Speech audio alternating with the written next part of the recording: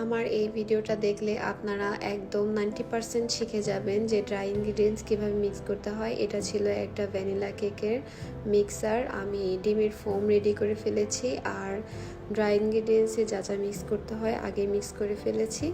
এখন জাস্ট আমি কেকের মিক্সারটা রেডি করব। আমি ফার্স্টে আমার যে শুকনো উপকরণ আছে সেখান থেকে অর্ধেক দিয়ে নিয়েছি আর এরকম ফোল্ডিং মেথডে আমি মিক্সারটা রেডি করছি। আপনারা দেখে নেন যে ক্লক ওয়াইজ আপনারা কিন্তু সব দিকে ঘুরে ঘুরে করতে পারবেন না, জাস্ট আপনারা যেদিকে ঘোরাতে চান একদিকেই ঘোরাবেন এবং একদম আস্তে ধীরে মিক্সারটা রেডি করবেন। সাইডে যে শুকনো উপকরণ থাকবে ওগুলোও কেচে নিয়ে নেবেন।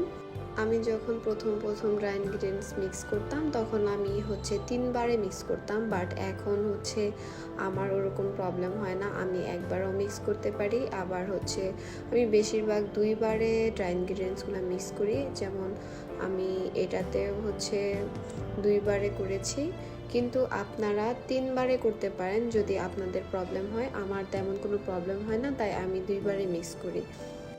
আর আমি এটা আমার যে হ্যান্ড বিটার আছে সেটার কাঁটা দিয়ে মিক্স করছি। আর আপনারা চাইলে যে কি বলে হুইক্স আছে ওটা দিয়ে মিক্স করতে পারেন, ওটা দিয়ে আরও সুন্দর হয়। আমার 2টা দিয়ে আমি করতে পারি, কিন্তু আমার যে হুইক্সার আছে সেটা আমি খুঁজে পাচ্ছিলাম না। আমার সাথে প্রায় এরকম হয়, তাই আমি যেহেতু এটা 1 পাউন্ডসের একটা ব্যাটার ছিল, তাই আমার বিটারের কাঁটাটা দিয়েই রেডি করে ফেলেছি। এই যে দেখেন কি স্মুথ হয়েছে আমার ব্যাটারটা, এমনই স্মুথ হবে। আর সাইডে যে ড্রাই ইনগ্রিডিয়েন্টসগুলো থাকবে সেগুলো সুন্দর করে নিয়ে তারপর মিক্স করতে হবে। আর আপনার ব্যাটারটা এমন সুন্দর সিল্কি স্মুথ হবে, তাহলেই আপনার কেকটা একদম পারফেক্ট ফুলে উঠবে, একদমই নষ্ট হবে না, আমি 100% গ্যারান্টি দিচ্ছি। আর একটু মিক্সার নষ্ট করা যাবে না। আমার কাটার মধ্যে যা যা ছিল আমি সুন্দর করে স্প্যাচুলা দিয়ে কেচে নিয়ে নিচ্ছি, আপনারা কিন্তু নষ্ট করবেন না। আমি আশা করি আপনারা এই ভিডিওটা দেখে বুঝতে পেরেছেন যে কিভাবে ড্রাই ইনগ্রিডিয়েন্টস মিক্স করতে হয়। এমন ছোট ছোট টিপস পেতে আমাদের পেজের সাথেই থাকুন।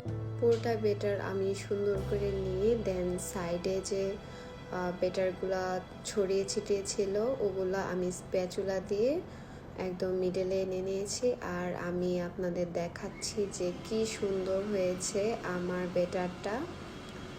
আর আপনার ব্যাটার কখন পারফেক্ট হবে দেখে বুঝবেন, এরকম ভাঁজ ভাঁজ হয়ে থাকবে, তখন আপনারা বুঝতে পারবেন যে আপনার ব্যাটারটা একদম পারফেক্ট হয়েছে।